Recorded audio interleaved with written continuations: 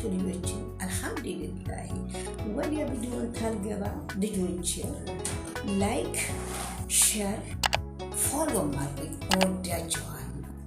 አላህ እንጀራችሁ ሰፊ ይሁን። አላህ ይጠብቃችሁ ልጆች። እንደው ላስታውሳችሁ የአገሬን ባህል አልተው። ለምን ማለት ነው? ዛሬ ጊዜ መጣብን። ምንድን ነው? ድስት መጣብን። ብረት ድስት ተቆርቆሮ የተሰራ እኛ ትንቋል የመጣው ያለው ድስት የተለየ ገበታው ድስት በሸክላ ድስት 3-4 በግ የሚይዘው ግማሽ በር የሚይዘው የታለ?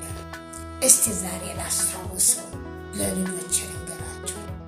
በዚህ የተሰራው ወጥ በእውነት እላችኋለሁ፣ በዚህ የተሰራው ወጥ ምን ብዬ ልንገራቸው? እሱም የሚሰራው ወንዶች ናቸው፣ የሚያጥቡትም ወንዶች ናቸው፣ የሚያነሱትም ወንዶች ናቸው፣ የሚሰሩትም ያ ድስት የታለ?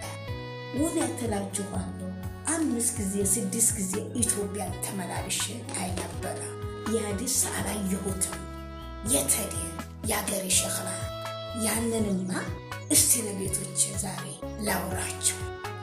ያ ድስት ልጆች፣ ያ ድስት ከጭቃ ነው የሚፈጠረው፣ ከሸክላ ነው የሚሰራው።